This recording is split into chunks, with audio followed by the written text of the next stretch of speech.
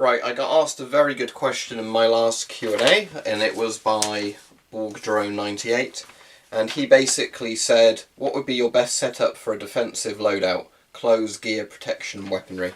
So I'm assuming by that he means if I was sort of defending my house or something, not actually, you know, somewhere out and about. I could include camouflage into this. I've not done that for this video just because it's a bit impractical to get changed completely just for it. But I thought I'd run you through all the stuff I've got.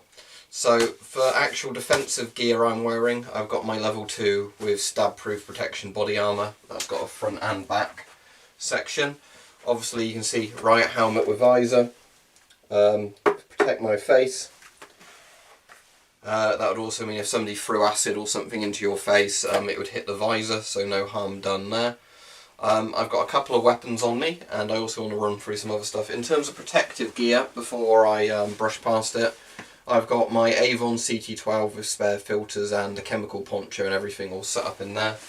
I won't put that on me just for now, because if I'm defending a house or something, you can have the stuff laying nearby. You don't need to have everything on you like I do at the moment, but I thought this would be good as a kind of, you know, like when the proverbial shit hits the proverbial fan, you know, this is going to be a good setup that you could be in if you knew something bad was actually going to happen.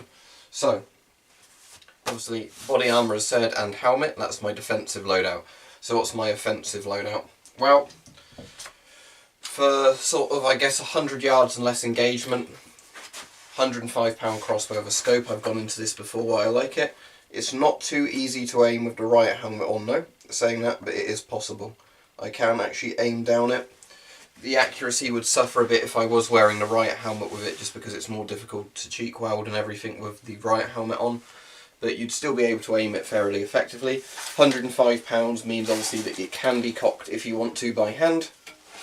And obviously easy enough to do by the foot stirrup. As I said before, £105 is ideal because you can cock it even if you're injured. It doesn't take loads of effort, but it still delivers quite a lot of power for close range engagements. And I have a selection of different bolts for that with different types of heads and everything, so that's all covered by that. Okay, so what have I got on my belt? A couple of things. I have my Israeli Commando knife here, if I can just reach in and get that out. So, Israeli Commando knife. Goes without saying, I've spoken about this before, I wanted a decent kevlar clone. I've done some initial testing of this, although I didn't film it. And that initial testing so far has been very promising. Blade sharp enough, not razor sharp, but can cut fruit very easily. I said, you know, nice to hold in the hand, nicely balanced. Can batten wood with stuff like that as well. So, for a knife, this is, you know, exactly what I'd want. Now, my primary armament, as I said, I've got other swords, so if I was around the house, I'd have, you know, them at easy to reach places. But what my primary sort of combat weapon would be, my Elk Ridge Parang machete. Got a hand guard on there, decent length to the blade. Wouldn't thrust all too well, but it's very, very efficient at chopping.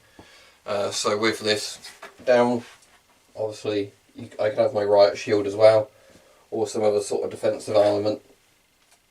And you've got that for protecting yourself with there. So, yep, this would be good.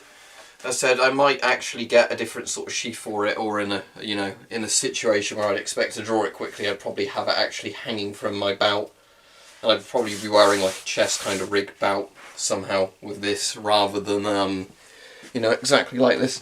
But as I said, if you're talking about it in a defensive way, where you're going to be doing it around your house, there's no reason you have to carry all this stuff on you at all times.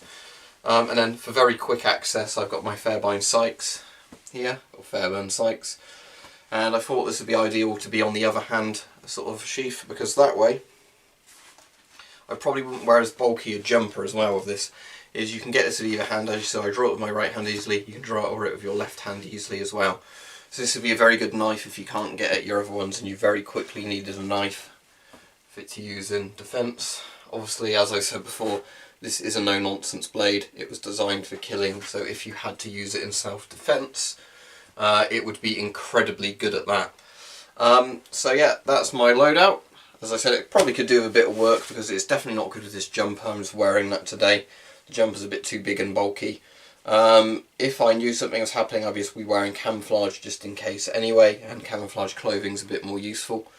I probably, because I've got some chest belts that are designed to go over equipment like mag pouches and things like that, I could probably wear those over this and have things in there so it's a bit easier to access. And as I said, with that Parang machete, I might look into getting a different scabbard for that, or sheath for that, or, you know, at least have that a bit differently when it comes to actually putting it on, because it became obvious when I was filming this that it's not that easy to draw out, especially if there's other things for it to catch on. That might be better on the left side actually, so I can pull it out like that with my right hand, rather than trying to, you know, pull it upwards like that with the right hand. Because I think the sheath's probably also designed so it's quite hard to for somebody else to pull the thing out the sheath at the same time. So it's designed, you know, so only the person wearing it can pull it out, so that might be a reason for that. But yeah, there you go. Riot helmet, Kevlar vest, my respirator down there, and then a few different defensive armaments including the crossbow, which I've put there. So there you go. That's probably Borg drone, what I would use to defend myself with if, you know, complete rule of law ever totally collapsed.